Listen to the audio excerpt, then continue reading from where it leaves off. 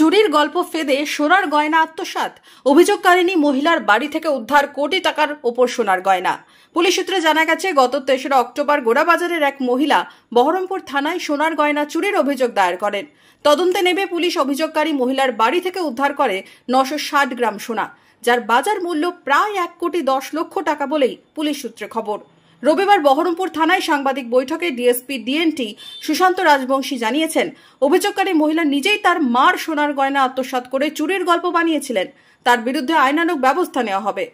গত 3 তারিখে এই মাসেরই আমরা বহরমপুর থানাতে একটা অভিযোগ পাই, যেখানে শ্রীমতী গায়ত্রী বোস, গোড়াবাজারের বাসিন্দা, উনি এসে আমাদের থানায় একটি এফআইআর লজ করেন।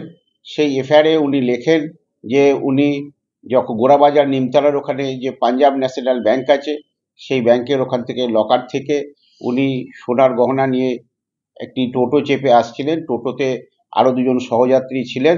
সময় আনুমানিক 12টা সাড়ে 12টা হবে, এবং উনি যখন আসছিলেন তখন এখানে আমাদের কোর্ট চত্বরের কাছে, যেখানে অ্যাক্সিস ব্যাংক আছে, তার নিকটবর্তী স্থানে ওনাকে ওই 2জন চালক এবং টোটো ড্রাইভার তাকে ওভারপাওয়ার করে এবং তাকে কোনো নেশা জাতীয় কোনো সামগ্রী তার উপরে ছিটিয়ে দিয়ে তাকে ওই জিনিসগুলো, সোনার গহনাগুলো নাকি ছিনতাই করে চলে গেছে। এরপরে আমরা সেই ঘটনায় একটা এফআইআর নথিভুক্ত করি। এফআইআর নথিভুক্ত করার পরে আমরা তদন্ত করি। আপনারা জানেন, যেহেতু এটা বহরমপুর শহর এবং সেখানে প্রচুর আমাদের তরফ থেকে এবং অন্যান্য সংস্থার থেকে সিসিটিভি লাগানো আছে। আমরা সিসিটিভি ফুটেজ ভালোভাবে শনাক্ত করি এবং তদন্ত করি। তাতে কিন্তু ওই ঘটনার সাথে কোনো সাদৃশ্য বা সামঞ্জস্য খুঁজে আমরা পাই না। যখন বহু কষ্টে আমরা ওই টোটো ড্রাইভারকে আমরা শনাক্ত করতে পারি, সেই টোটো ড্রাইভারকে আমরা যখন জিজ্ঞাসাবাদ করি, তখন জানা যায় যে এই ধরনের কোনো ঘটনাই ঘটেনি। পরে ওই ভদ্রমহিলা যিনি অভিযোগকারিণী আছেন, তাকে আমরা তদন্তের জন্য আমরা থানায় আমরা যখন আসতে অনুরোধ করি, তখন দেখা যাচ্ছে যে উনি বিভিন্ন অছিলায় আমাদের সাথে তদন্তে অসহযোগিতা করেন। তারপরে আমরা নিজেরাই তার বাড়িতে আমরা যাই এবং আমরা তদন্তে নামি, এবং তারপরে উনি আমাদের বহরমপুর থানায় আসতে বাধ্য হন। কার্যত বাধ্যই হয়েছিল আমরা বলবো।